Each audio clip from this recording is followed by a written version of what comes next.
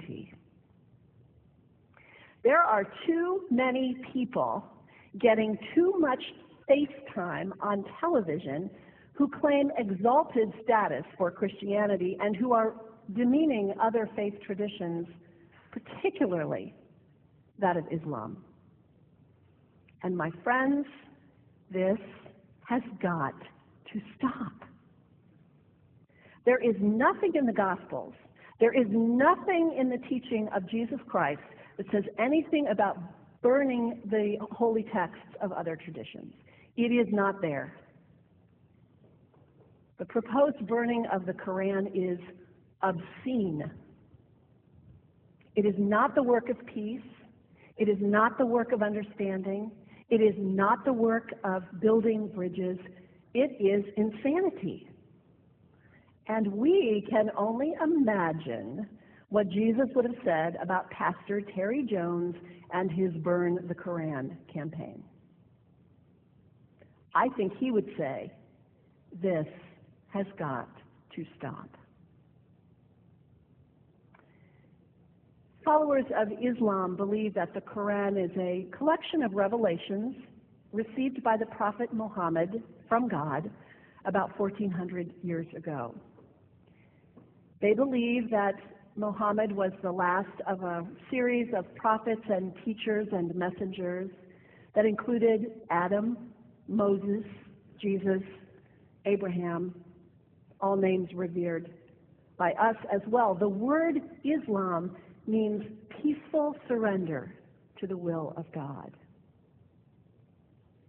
The Quran was written at a time when the Muslim people were being driven from their homes, persecuted, and killed. The Old Testament was written at a time when Jewish people were being driven from their homes, persecuted, and killed.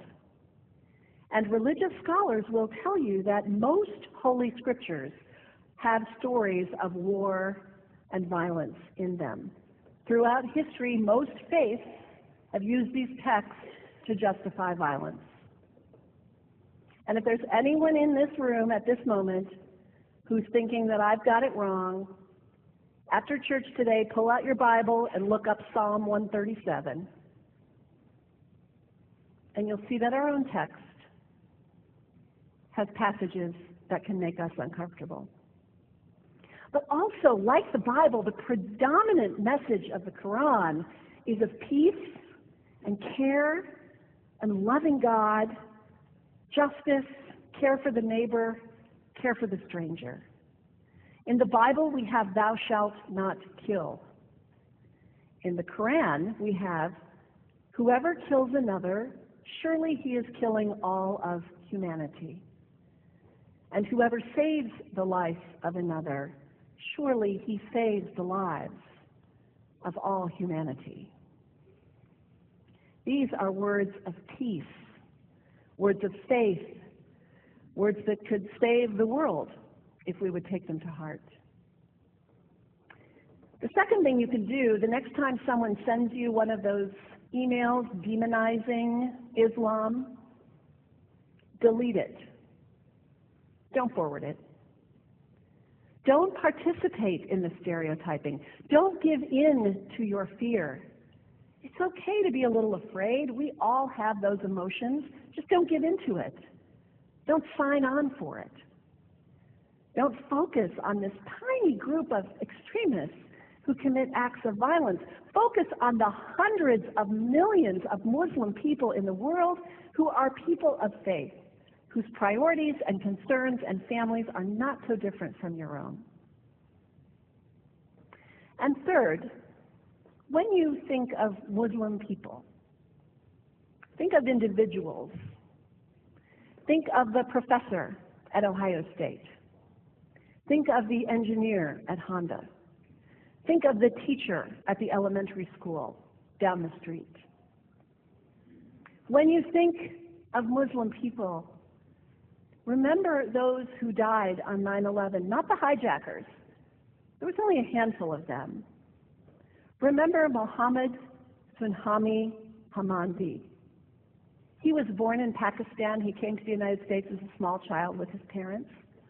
He played high school football. He went to college. He became a part-time ambulance driver. He died, this Muslim young man on 9/11, trying to rescue people and save lives. When you think of Muslim people, remember Mohammed Salahuddin Cloudhurry. He was a waiter at Windows on the World, which was at the top of the World Trade Center. He died that day. His wife had their baby 2 days later. One of the ladies at the 8:30 service this morning said to me after, maybe we should declare September 11th, buy a Quran and read some of it.